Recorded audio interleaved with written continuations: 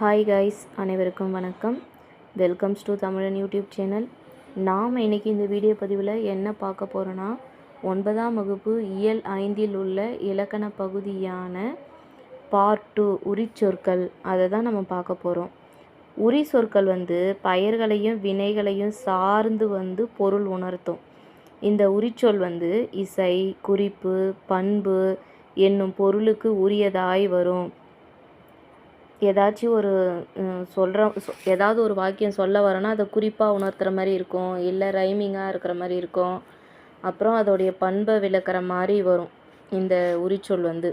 இந்த உரிச்சொற்கள் ஒவ்வொன்றுக்கும் தனித்த பொருளுடையது. ஆனால் இவை தனித்து ஒரு உரிச்சொல்லுக்கும் தனித்தனி பொருள் இருக்குது. ஆனால் இது தனித்து வழங்கப்படுவதில்லை. உரிச்சொற்கள் செய்யுளுக்கே உரியன அப்படின்னு யார் சொல்லியிருக்காங்க? நன்னூலார். இதற்கு உதாரணங்கள் பார்க்கலாம்.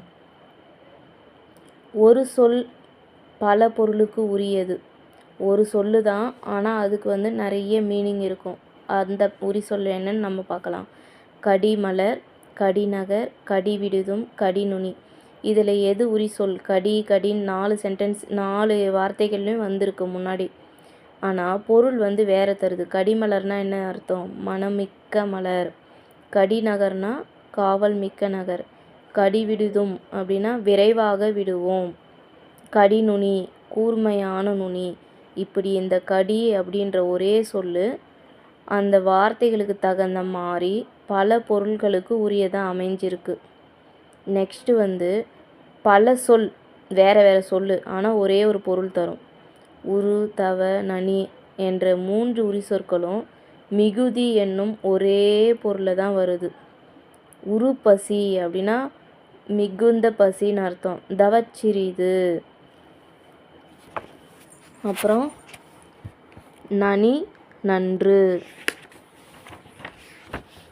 அடுத்து உரி சொற்கள் பெயரையும் வினையும் சார்ந்து அவற்றிற்கு முன்னால் தான் பொருள் உணர்த்தும். மேலும் ஒரு சொல் பல பொருளுக்கு உரியதாய் வருவதும் உண்டு. அதுதான் அந்த கடின்ற வார்த்தையை பார்த்தோம். அப்புறம் பல சொல் ஒரு பொருளுக்கு உரியதாய் வருவதும் உண்டு. அது என்னன்னு பார்த்தோம்? உரு, தவ, நனி. இதை பார்த்தோமா? பல சொல் ஆனால் ஒரே ஒரு பொருள் தருது அப்படின்ட்டு. நெக்ஸ்ட் மழை, குழை என்பவற்றிலிருந்து உருவானது தான். மழை அப்படின்றதுலேருந்து மழலை, குழை அப்படின்றதுலேருந்து குழந்தை போன்ற சொற்கள். உவப்புனா உவகை, பசப்புனா நிறம் மங்கி போயிருக்குல்ல அது, பயப்புனா பயன் போன்ற வார்த்தைகள் அப்படியே பயன்படுத்தப்பட்டு வருது. செழுமை என்பது செழிப்பு, செழித்த, செழிக்கும் என பெயராகவும் வினையாகவும் பயன்படுது. விழுமம் என்பது விழுப்பம், விழுமுதல், விழுமிய என பெயராகவும் வினையாகவும் பயன்படுது. பிற உரி சொற்களும் தற்காலத்தில் அப்படி தான் பயன்படுத்தப்பட்டு வருகிறது. நன்றி.